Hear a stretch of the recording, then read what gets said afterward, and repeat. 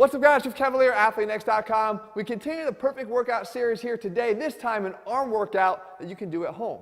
You see, a lot of people think that there's no real effective arm workout that's done outside of the gym, but I don't believe that. As a matter of fact, I've just proven it with this workout, as you're going to see. And it's going to be something that either an advanced person or even somebody that's on the beginner side could do, because I'm going to make separate versions and point out the important differences where they occur. In the meantime, I also want to hype up one thing. I'm going to show you something in this workout that is literally worth the price of subscription. I know it's free, but the point is, it's worth you being a subscriber of mine for all this time, because yes, I do stay up at night to think of these things to help you guys out, and now in the current environment, I wanted to make sure I can take all the excuses out of it and make the best home workout you can do for your arms. I think we got that done. A lot to cover here, guys, so let's dive in right now with our first exercise. So we start off this perfect arm workout with our bicep work, and what we do is we take a backpack. This is going to come in so handy, but this is not the big tip yet. We'll get to that. But you take the backpack and you load it up with whatever you can, here, some books, to create some weight. And we put it on our back, because what I want you to do is start with the king of all bicep exercises, and no, I'm not talking about the barbell curl. You guys know I love the chin-up.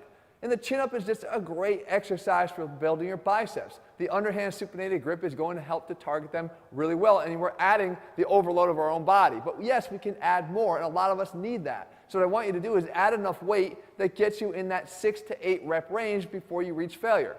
Again, that could be not that much weight for a lot of you guys, because the chin-up itself could be challenging. But if you have the need for more weight, you can easily pack it in the backpack, and it acts like a weighted vest. So you do 3 to 4 sets here of this exercise. And now we do the bicep chin-up. So what we do is we drop the weight for this, and we change the way that we perform the chin-up. You see, the bicep chin-up is done to actually almost recreate a curl of your body to the bar. Instead of curling a bar up towards you, you curl your body up towards the bar. So it requires opening the angle, as you see here, allowing the elbows to come out and spread that angle out wider, and then narrow it down as I come up. Again, literally trying to curl my body towards the bar. And you can see the peak contraction here that we get on the biceps. So what we do here is we do 2 to 3 sets of this to failure. We don't have a prescribed rep range on this, because I don't know how many you can do. But what I want to ensure that you do is train hard, so by taking it to failure, we can make sure we get that done.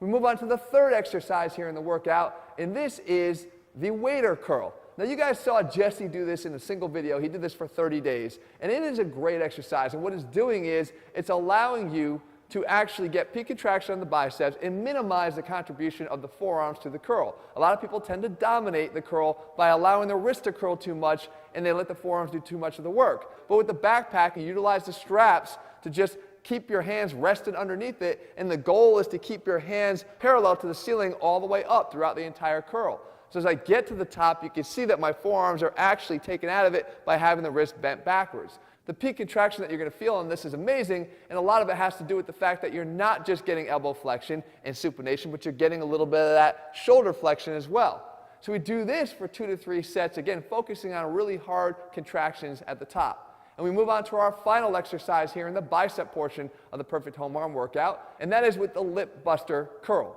So now the big tip comes out. You see, if you take this backpack and you take out one other implement that I've showed you is so helpful when you're training in the home environment, and it's a dog leash. And like I said back then, I don't care if you don't have a dog, you can get a couple leashes. But when you have them, you simply do what I'm doing here. You wrap one around this strap, and you wrap one around this strap. And what you do is you take those straps and you put them up and over your pull-up bar at home. Now you've literally created a cable machine.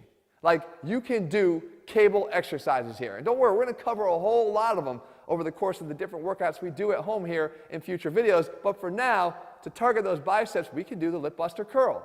You see, we have the opportunity now to get our arms up into that shoulder flexion and then create that peak contraction with the elbow flexion and the supination. And we can get that bicep into a really tight contraction. And we burn them out here. The rep range is higher, 12 to 15, even a little higher, up to 20. And as soon as we're done with this, we actually stop right there, jump up to the bar, and do one last negative hang. We isometrically try to hold as long as we possibly can. We fight it, we fight it, we fight it, and we know that the last thing we got to hit is that one negative eccentric contraction. Try to elongate that contraction until we can't hold that anymore, and that's our failure. And we just do that 2 to 3 times to finish out that portion of the workout. Now for the beginners out there doing this workout, there's only 2 of the exercises I just showed you that might require some modification, and those are the chin-ups and the bicep chin-ups. So what you can do is a chin up from the floor, which is going to be a lot easier but still challenging. And then we have the chin curl that we could substitute for the bicep chin up. Both of these will allow you to do the same thing, train in the same parameters, but just substitute those two exercises out and you're good to go. Now we move on to the tricep portion of the workout, and we start once again with our bigger, heavier compound exercise. And this is the dip, the upright dip. And I have the opportunity once again to weight this with the same backpack, put on my back in the same way to do the dip with just a couple chairs. Again, I showed you another way to do this by utilizing a corner in your kitchen, and this works so well. But if you don't have that, if you just have straight countertops, the back of two chairs will work just fine. Bend your knees, outward pressure on your hands, push down and out on the chair so they don't go anywhere, and you can do your dips just like this. And I mentioned upright because the more upright you stay, the more you shift the focus away from the chest and more to the triceps, which is the goal of the exercise. And again, if you can't do the weighted version here, you can either just take the weight off and do them the same way, or you can just put your feet down here as more of a beginner to take off some of that weight and do the exercise in very much the same way. Here we're going for those 3 to 4 sets to failure in that 6 to 8 rep range by applying as much weight as we can to cause you to fail in that range. We move on to the second exercise. In this case, we now have those straps again coming in real handy. This might be one of the best exercises you ever try utilizing this setup. It's the tricep pushdown. We know that there's a benefit to this exercise, and that's why everybody does it in the gym, but it doesn't mean you can't do it at home. And bands don't recreate this. They change the strength curve that you feel when you do the exercise. We can replicate the strength curve that we would on a cable machine by simply doing it this way. Wrap them, hang them up over the bar, and now you're ready to go. 2 to 3 sets, 10 to 12 rep range, with the goal being failure. The next exercise, third up here, we turn around. We now utilize the straps in a different way. It's the tricep push away. The tricep push away gives us a unique advantage to be able to get a great stretch on the long head of the tricep. Remember, the tricep has 3 heads. Only the long head crosses the shoulder, attaches to the scapula, and benefits from this overhead stretch position to get a stronger contraction. And we can do that. And you can see that all I have to do is let the elbows drift high on the way up. Every time they drift up, I'm getting more of a stretch on that tricep long head that allows for that better contraction. I do these, again, for 2 to 3 sets in that 10 to 12 rep range, load up the weight as needed to create failure in that range. And then finally, we move on to our last combination here. We sort of call it the tricep trio. There's 3 variations of a push-up. We start hard, we move to the more intermediate, and we go to the easiest of them. And you're doing all of them. You take them all to failure in a burnout fashion, sort of a drop set fashion. The first one up is the pancake push-up. And here is where the beginners and the advanced get split up. The advanced people are going to stay on their toes throughout the duration of this trio. The beginners are going to be able to drop down. But it looks like this. You actually have your elbows tucked underneath you and your forearms flat against the ground.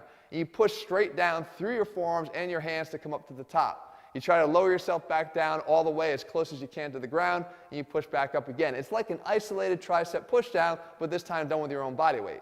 And as soon as we get done with that, we change the hand position, as you can see.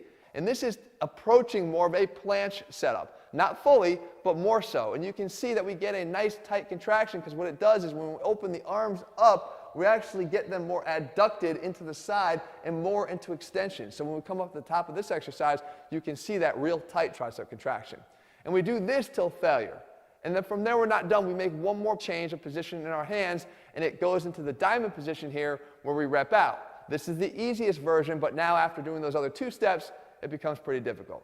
So you rep out all the way to the end, you go burnout here 2 to 3 times, you take the whole thing to failure, and that's your workout.